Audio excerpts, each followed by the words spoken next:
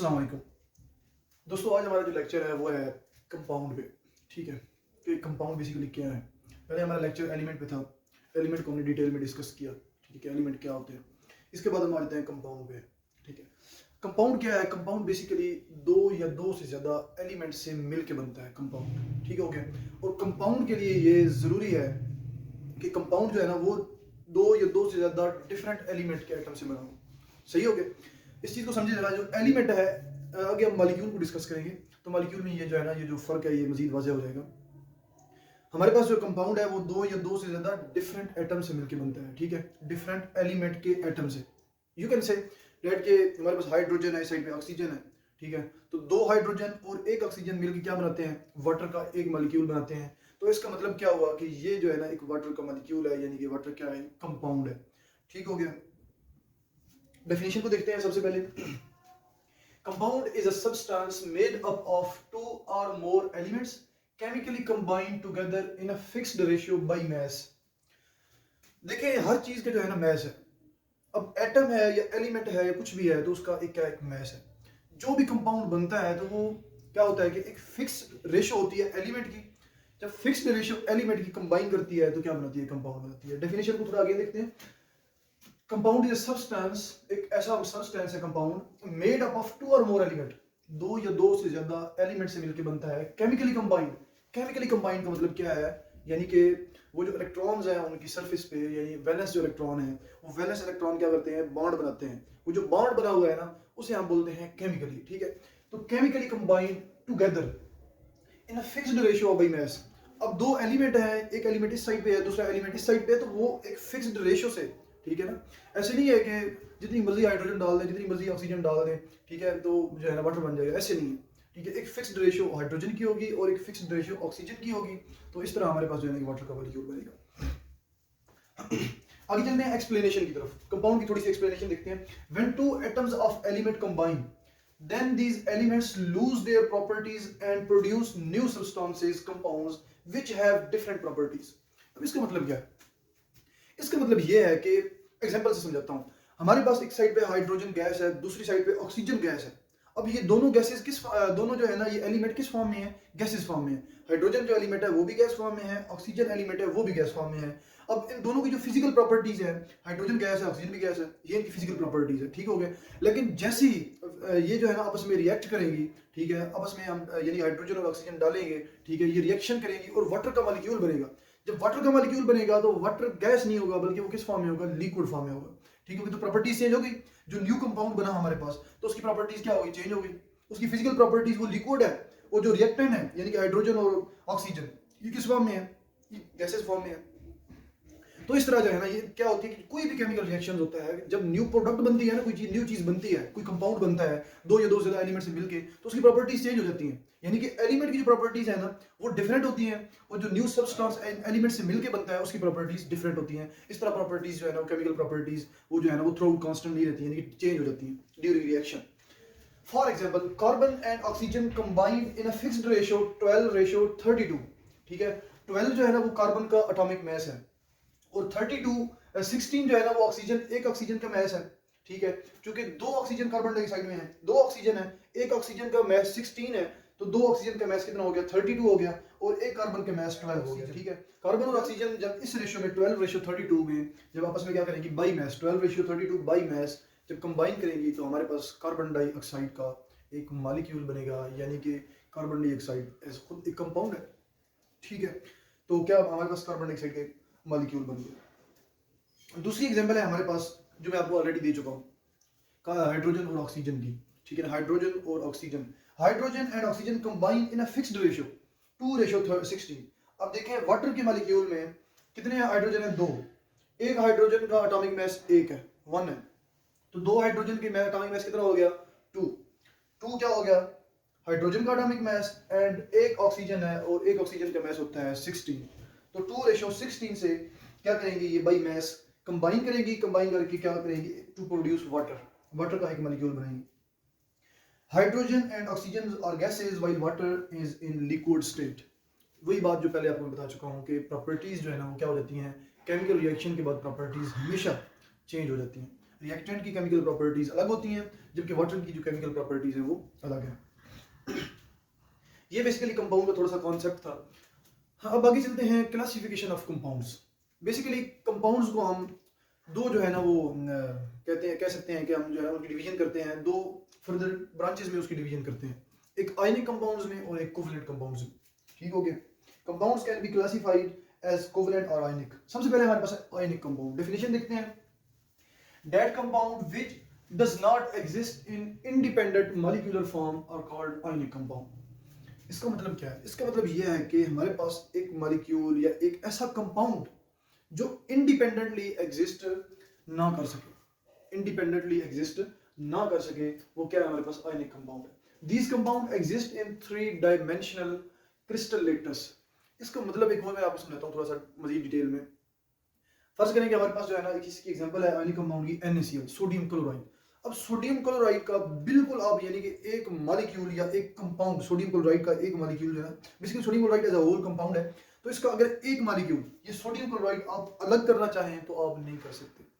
उसकी वजह क्या है? उसकी वजह यह है कि जो आयनिक कंपाउंड्स हैं वो इंडिपेंडेंटली एग्जिस्ट नहीं कर सकते। ठीक हो गया। वो क्या करते हैं? वो यानी कि बहुत सारे मॉलिक्यूल्स होंगे तो वो इकट्ठे रहेंगे इस तरह। किस फॉर्म में रहते हैं? वो क्रिस्टल लेटस की फॉर्म में रहते हैं। क्या है क्रिस्टल लेटस? देखते हैं। This compound exist in 3 dimensional crystal lattice. 3 dimensional चीजें, ठीक है ना, क्या है? ये मेरे पास जो मार्कर है ये क्या है? 3 डायमेंशनल है। सही हो गया। 3 डायमेंशंस मीन यानी कि लेंथ, विड्थ, हाइट, तीनों चीजें हों, ठीक है, तो वो 3 डायमेंशनल होता है। तो 3 डायमेंशनल में एक आप क्यूब लें, क्यूब मीन्स के एक डब्बा सा लें, ठीक है, वो डब्बा लें तो वो किस फॉर्म में होता है? 3 डायमेंशनल फॉर्म में होता है।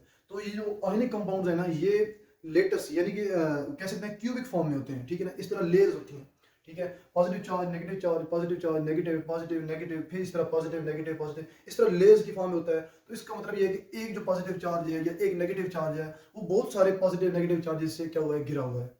तो इस तरह चूंकि ये पॉजिटिव, ये NaCl में जस्ट एक पॉजिटिव और एक नेगेटिव, इनको आप अलग नहीं कर सकते, वो बहुत सारे, क्योंकि लेटेस्ट में क्या होता है? लेटेस्ट में एक पॉजिटिव चार्ज बहुत सारे अपोजिटली चार्जेस से घिरा हुआ है और ये एक नेगेटिव चार्ज बहुत सारे अपोजिटली पॉजिटिव चार्जेस से घिरा हुआ है।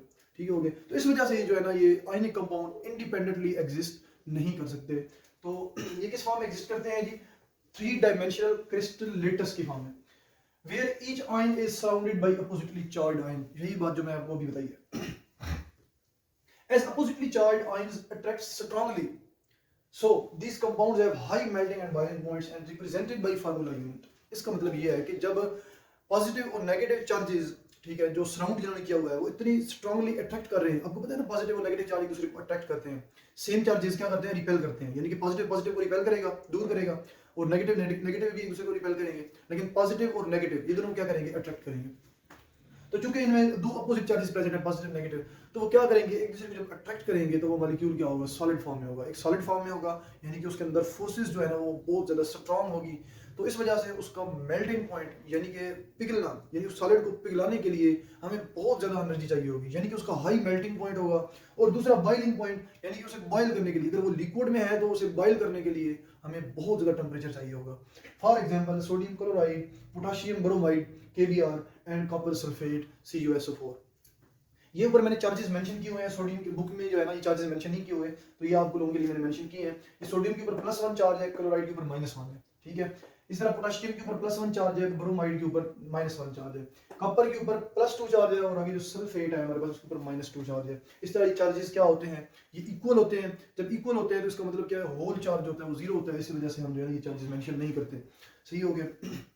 तो बात कर रहे थे high melting and boiling point की। अब सोडियम क्लोराइड जो है, सोडियम क्लोराइड यानी कि ये जो नमक हम खाते हैं, ठीक है ना, अब इसका अगर आप मेल्टिंग पॉइंट देखें तो हमें कोई 1400 या 1500 पे जाके ना 1400-1500 डिग्री सेंटीग्रेड टेम्परेचर चाहिए होता है, या इससे भी ज्यादा चाहिए होता है इसको मेल्ट करने के लिए, ठीक है ना। इसको ये सॉलिड फॉर्म में होता है ना, इसको सॉलिड से लिक्विड में कन्वर्ट करने के लिए सोडियम क्लोराइड को हमें बहुत ज्यादा टेम्परेचर चाहिए होता है। और उसकी वजह मैंने आप लोगों को बता दिया है, क्योंकि ये आयनिक कंपाउंड है और आयनिक कंपाउंड्स के अंदर जो चार्जेस होते हैं वो बहुत ज्यादा जो है ना वो अट्रैक्ट कर रहे होते हैं एक दूसरे को। जब अट्रैक्ट करते हैं बहुत ज्यादा चार्जेस तो उनके दरमियान फोर्सेज जो होती हैं वो क्या होती है? स्ट्रांग होती हैं, जोर से एक दूसरे को पकड़ा हुआ होता है, जिसकी वजह से वो आसानी से उन जो है ना उनको हम तोड़ नहीं सकते। ठीक हो गया।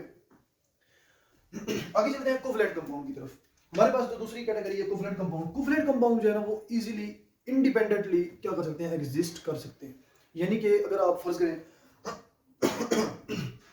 वाटर का मॉलिक्यूल है, वाटर के मॉलिक्यूल में जो है ना वो क्या कर सकते हैं, अब एक मॉलिक्यूल वाटर का बिल्कुल अलग कर सकती है, ठीक है ना, कोई इतना मुश्किल काम नहीं है, सही है। तो HCl जो है ना उसका भी मॉलिक्यूल आप एक अलग कर सकते हैं, H2SO4 का भी कर सकते हैं, और मीथेन गैस है जो CH4 है इसका भी आप कर सकते हैं। डेफिनेशन देखते हैं, those compounds which exist in molecular form are called covalent compounds and these compounds are represented by molecular formula। और ये जो है ना ये molecular formula से जो है हम शो करते हैं, और इनको हम फार्मूला यूनिट से शो करते हैं, ठीक हो गया। ये फार्मूला यूनिट और molecular formula ये आगे डेफिनेशंस आएंगी मजीद, जो है ना वो इनमें जो डिफरेंस है वो आगे जाके जो है ना वो क्लियर कर दूंगा मैं आप लोगों को। बाकी इनको जो है मॉलिक्यूलर फॉर्म में जो है हम शो करते हैं, यानी कि H2O, अब H2O के अंदर दो बॉन्ड बने हुए हैं ऑक्सीजन के हाइड्रोजन के साथ, वो दोनों बॉन्ड क्या है, कोवलेंट है, इस वजह से इसे हम जो है ना कोवलेंट कंपाउंड बोलते हैं। HCl के अंदर भी H और Cl का बॉन्ड, ये देख रहे हैं आप, H और Cl का बॉन्ड जो है ना ये भी क्या है, कोवलेंट है। आगे हमारे पास H2SO4 है, सल्फ्यूरिक एसिड है, सल्फ्यूरिक एसिड का ये स्ट्रक्चर है, ठीक है ना, S double bond O double bond O, S single bond OH, S single bond OH, ठीक हो गया। ये इसका स्ट्रक्चर है, और इस स्ट्रक्चर में सारे जो बॉन्ड है वो क्या है, कोवलेंट है, इस वजह से ये मॉलिक्यूल क्या है, कोवलेंट कंपाउंड है। आगे हमारे पास मीथेन है, मीथेन के अंदर चारों बॉन्ड जो कार्बन के हाइड्रोजन के साथ बने हुए हैं वो क्या है, कोवलेंट है, तो इस वजह से वो भी क्या है, कोवलेंट कंपाउंड है। तो ये मैंने स्ट्रक्चर खुद शो किए हैं कि जो बच्चे जो है ना एक्स्ट्रा स्टडी करना चाहते हैं, मीन्स कि अपनी स्किल्स को मजीद एनहांस करना चाहते हैं, डीपली जो है ना वो मतलब कि चीज़ों को लेके चलना चाहते हैं, सही है, तो उनके लिए जो है ये सात चीज़ें। इसके अलावा इस लेवल पे 9th क्लास के लेवल पे इतना डीप कॉन्सेप्ट दिया नहीं जाता, उसका रीज़न यही है कि बच्चे जो है ना मोस्टली इन चीज़ों को समझते नहीं है, सही है। तो मैं कोशिश कर रहा हूँ अपनी तरफ से पूरी के इंतहाई आसान जो है ना वो लफ्ज़ों में समझाऊँ, इंतहाई आसान लफ्ज़ों में समझाने की कोशिश भी कर रहा हूँ मैं, ठीक है। और उम्मीद है कि आप लोगों को इस चीज़ की समझ आएगी, ठीक है। ये कोई इतनी मुश्किल चीज़ें नहीं है, जस्ट आप जो है ना थोड़ा फोकस करके वीडियो देखेंगे, सही है, कंटिन्यूस वे से देखेंगे तो आप लोगों को सारी समझ आ जाएगी। तो ये हमारे पास जो है ना कंपाउंड था, कंपाउंड की डेफिनेशन देखी हमने, एक्सप्लेनेशन देखी, ठीक है ना। एक्सप्लेनेशन में हमने जो है ना वो एग्जांपल देखी हैं दो। आगे क्लासिफिकेशन देखी, दो किस्म की जो है ना वो क्लासिफिकेशन हमने इसको डिवाइड किया, एक आयनिक कंपाउंड्स में और एक कोवलेंट कंपाउंड्स में, साथ में हमने इनकी एग्जांपल्स दी। बुक पे एक छोटा सा टेबल बना हुआ है आयनिक कंपाउंड्स का, ये एग्जांपल मैंने वहीं से उठाई है, ठीक है, ये एग्जांपल वहीं से है। तो वो अगर आप टेबल करना चाहते हैं तो जस्ट एक नज़र उसको देख लीजिएगा, सिंपल उसमें कंपाउंड लिखे हुए हैं, ठीक है। तो बाकी जो है ना ये कंपाउंड वाला जो है ना ये हमारा टॉपिक कंप्लीट हो गया। अगर लॉन्ग क्वेश्चन आता भी है पेपर में तो ये पूरा लॉन्ग क्वेश्चन जो है आपने लिखना है। अगर हम कहते हैं कि डिस्क्राइब कंपाउंड या एलेबोरेट कंपाउंड या राइट नोट ऑन कंपाउंड, तो आपको जो है ना ये सारा पूरा नोट लिखना पड़ेगा, ठीक है। अगर नोट आता है ना कंपाउंड में तो आपको ये सारा जो है लिखना पड़ेगा। अगर ये सारी चीज़ आप लिखते हैं तो आपको जो है ना मार्क्स पूरे मिलेंगे कंपाउंड के और कंपाउंड के क्वेश्चन। तो आज का हमारा लेक्चर एंड हुआ, तो इसी के साथ ही जो है ना इंशाल्लाह इसको एंड करते हैं और नेक्स्ट क्लास में जो है ना मिलते हैं। तो इसी के साथ ही अल्लाह हाफिज़।